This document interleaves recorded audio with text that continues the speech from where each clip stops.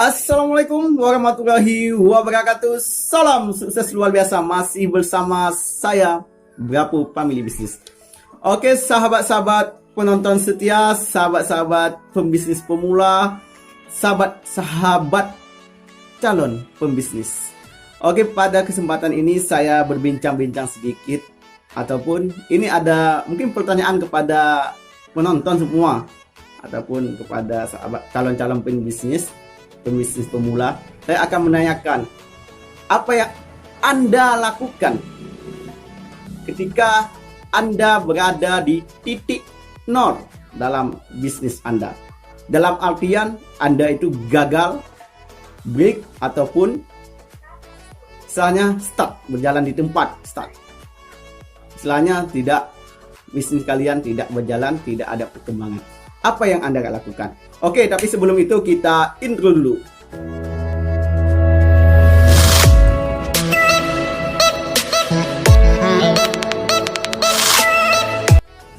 Oke, sahabat pembisnis pemula, tadi saya sudah mengajukan satu pertanyaan kepada sahabat-sahabat semua tentang apa langkah ataupun solusi yang Anda lakukan ketika Anda jatuh di titik nol dalam bisnis Anda.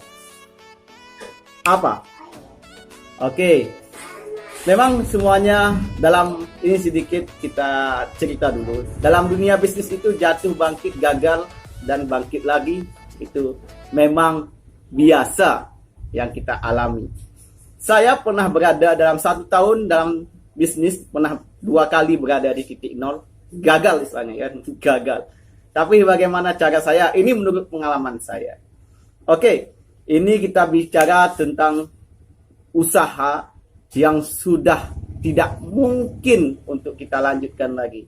Apa langkah yang Anda lakukan? Apakah kalian ini harus pasrah dengan keadaan ataupun membiarkan saja tanpa melakukan evaluasi apapun, langkah maju, ataupun apa yang Anda lakukan istilahnya? Ataupun ingin mencoba lagi dengan usaha yang sama, ataupun mengalih usaha ke usaha yang lain? Karena kayak gini, dalam bisnis itu banyak masalah. Tapi dalam bisnis itu bagaimana kalian harus bisa menciptakan masalah itu menjadi peluang. Bagaimana menciptakan masalah itu jadi peluang, perlu diingat. Oke, lanjut lagi kita. Dalam hal pertama tadi, ialah kita harus melakukan. Oke, poin yang pertama. Yang pertama diingat. Kita harus membaca peluang baru. Ketika kalian dengan bisnis yang sudah berlalu itu tidak mau melanjutkan lagi, berarti bagaimana kita harus bisa membaca peluang baru. Kenapa alasannya seperti itu? Karena itu membaca peluang itu penting. Karena apa yang prospek ke depan? Karena orientasinya kan kita ke depan, bukan ke belakang. Orientasinya ke depan, tujuan kita ke depan, bukan ke belakang. Maka kita harus membaca peluang baru yang prospeknya ke depan, yang akan maju, yang akan trending dalam dunia bisnis. Oke, itulah kita harus bisa membaca peluang. Untuk yang kedua, kita harus mengatur pola bisnis. Aneh kok bisnis punya pola? Iya, menurut saya itu bisnis punya pola. Nggak mungkin kalian membuka suatu usaha. Aku ingin membuka suatu usaha di tempat B, bisnis sesuai dengan keinginan saya. Saya ingin membuka usaha ini, misalnya usaha kuliner ataupun usaha ATK misalnya. Itu kalian itu belum membaca pola. Kalian sebelum itu harus membaca pola, mengatur pola bisnis kembali. Misalnya, contohnya, misalnya pada suatu daerah A yang ingin kalian buka usaha, kalian harus mensurvei usaha apa yang cocok di situ. Daerah A tersebut, di situ pangsa pasarnya bagus. Misalnya dia di daerah A tersebut banyak perkantoran, banyak sekolah-sekolah, banyak kantor-kantor swasta misalnya. Oke, kita harus membaca pola. Kita harus survei dulu pangsa pasarnya daerah ini. Di sini banyak perkantoran, banyak sekolah, banyak kantor-kantor swasta. Berarti yang harus kita buka di situ harus kita sinkronkan dengan lokasi tersebut. Supaya kita harus terencana, disatukan. Berarti di situ yang cocok di situ misalnya ATK, kuliner, warung makan, itu sangat cocok. Ataupun perlengkapan sekolah. Itu yang namanya pola menyatukan. Tujuannya apa? Tujuannya adalah orientasi bisnis kita itu harus linear dengan lokasi, harus sama. Apa yang dibutuhkan di situ, berarti itu yang kita sediakan. Itu salah satu faktor yang mendukung usaha kita. Oke, ini tadi yang kedua. Yang ketiga, selalu saya sebutkan dalam konten saya, selalu saya sebutkan yang poin ketiga ini. Kenapa itu harus sangat penting? Ketika kalian terjatuh, refresh lagi, misalnya sudah evaluasi, sudah tahu titik kekurangan kalian dalam berbisnis, kelemahannya di mana, kekurangannya di mana, faktor apakah faktor dari internal kita ataupun faktor dari eksternal kita, itu kan kalian sudah ketahui. Apa yang langkah ketiga nih? Langkah ketiga,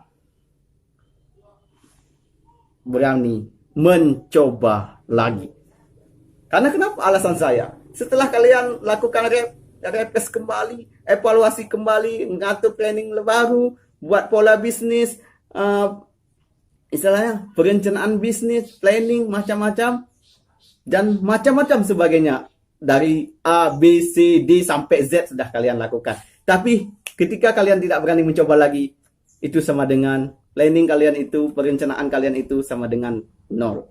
Makanya apapun yang kita lakukan, apapun yang ketika kita terjatuh, ketika kita berada di titik nol, setelah kalian introspeksi diri, yang pertama, kekurangan dari internal saya apa, maka kalian harus berani mencoba lagi. Itulah misalnya ending akhir dari yang kita lakukan, evaluasi ataupun lain, ketika gagal, itulah harus berani mencoba lagi. Sanggupkah kalian untuk mencoba? Kalian harus melawan rasa, melawan diri kalian.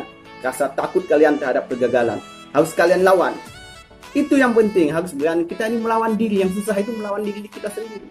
Karena ada rasa cemas, aku takut gagal lagi, aku takut terpuruk lagi. Itu rasa takut pada diri kalian itu harus kalian lawan. Karena masalah yang paling besar itu melawan diri sendiri. Karena rasa takut tadi terlalu di dalam tubuh kita, dalam diri kita, itu yang menjadi faktor kita susah untuk bangkit lagi. Makanya berani mencoba lagi. Gagal, wajib bangkit lagi. Terpuruk, wajib bangkit lagi. Wajib mencoba lagi. Cukup di sini dulu perbincangan dari saya. Cuma tiga hal yang harus kalian lakukan ketika kalian berada di titik nol. Cukup di sini dulu. Kalau bermanfaat, silahkan diambil. Untuk sahabat-sahabat pembisnis pemula yang tidak bermanfaat, silahkan dibuang jauh-jauh. Sukses luar biasa bersama kami Brapo Family Business. Assalamualaikum warahmatullahi wabarakatuh.